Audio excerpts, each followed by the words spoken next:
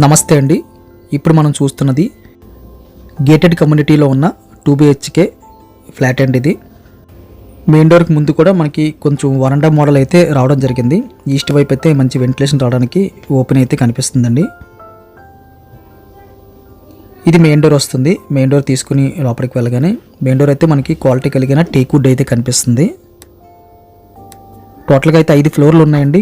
ఈ గేటెడ్ కమ్యూనిటీలో అయితే 130 ఫ్లాట్లు అయితే ఉన్నాయి. ఇది మనకి 4వ ఫ్లోర్ వస్తుంది. ఇదంతా మనకు హాల్ వస్తుందండి. బిల్డింగ్ క్వాలిటీ అయితే 100% స్ట్రాంగ్ క్వాలిటీ అయితే కనిపిస్తుందండి. ఎక్కడ కూడా మనకి చిన్న బ్రేక్స్ అవడం కానీ క్రాక్స్ కూడా ఎక్కడ కనిపించలేదు. చాలా హెవీ క్వాలిటీ కనిపించింది. హాల్ దాటి కాస్త ముందుకెళ్తే మనకి సెపరేట్గా డైనింగ్ ఏరియా కనిపిస్తుంది. ఇంచుమించుగా ఇది కూడా మనకి హాల్ సైజ్ వచ్చింది. ఆ చివరిలో డైనింగ్ వేసినా సరే ఇంకొక 2 డైనింగ్లు టోటల్గా అయితే ఒక 6 డైనింగ్ టేబుల్ పట్టి అంత స్పేసెస్గా కనిపించింది. రైట్ సైడ్లో మనకి కామన్ టాయిలెట్ అయితే ఇవ్వడం జరిగిందండి. ప్రజెంట్ అయితే ఒకటి ఇండియన్ వాడుతున్నారు. కావాలనుకుంటే మనం మార్చుకోవచ్చు. బాత్రూమ్ సైజెస్ అయితే స్పేసెస్గా అనిపించాయి. ఎక్కడ కూడా మనకి కంజెస్టెడ్గా నొక్కినట్టు అయితే అనిపించలేదు. చాలా ఫ్రీగా అయితే స్పేసెస్గా అనిపించాయి. కాస్త ముందుకెళ్తే లెఫ్ట్ సైడ్లో మనకి సెకండ్ బెడ్రూమ్ వస్తుంది.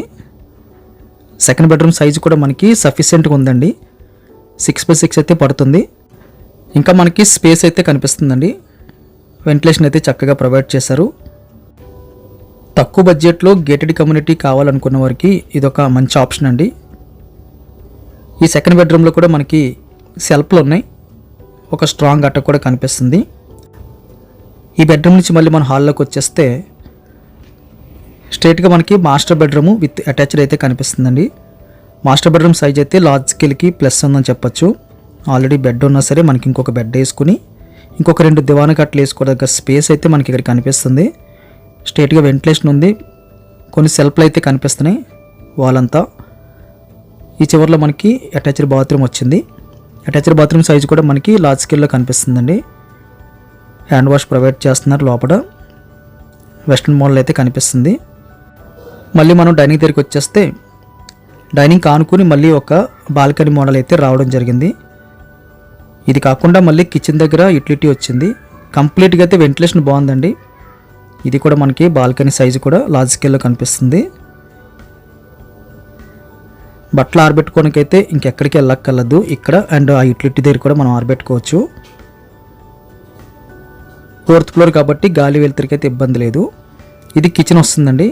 కిచెన్ కూడా మనకి వెరీ బిగ్ సైజులో కనిపిస్తుంది. ఈ ప్రైస్ రేంజ్లో ఉన్న ఫ్లాట్లతో పోలిస్తే డబల్ కిచెన్ అని చెప్పొచ్చు. ఈ ప్రైస్లో జనరల్గా అయితే మనకి ఒక 2 అడుగులు సందులుగా అయితే విడిచిపెడతారు. ఇక్కడ అలా కాకుండా దాదాపుగా మధ్యలోనే ఒక 6 అడుగులు స్పేస్ అయితే ఉంది. చివరిలో మనకి ఫుల్ సెల్ఫ్లు, పైన స్ట్రాంగ్ అట్టుకొచ్చింది. అటాచ్డ్గా మనకి ఇట్లాంటి స్పేస్ వచ్చింది. ఈస్ట్ వైపు స్పేసెస్గా ఉందండి. ఇట్లాంటి స్పేస్ కూడా ఇక్కడ మనం వాషింగ్ మెషిన్ అది పెట్టుకోవచ్చు. కంప్లీట్గా అయితే ఓపెన్ చేసి ఉంచారు. గాలి వెలుతురు చక్కగా వస్తుంది. ఫ్లాట్ అయితే ఎక్సలెంట్గా ఉందండి. స్ట్రాంగ్గా ఉంది. ధర విషయాలన్నీ కూడా తమ్మనీళ్ళలోని అదేవిధంగా కిందన మోర్ అని కనిపిస్తుందండి. అది క్లిక్ చేస్తే కనిపిస్తాయి. వీడియో లైక్ చేయండి. Thank you very much for watching.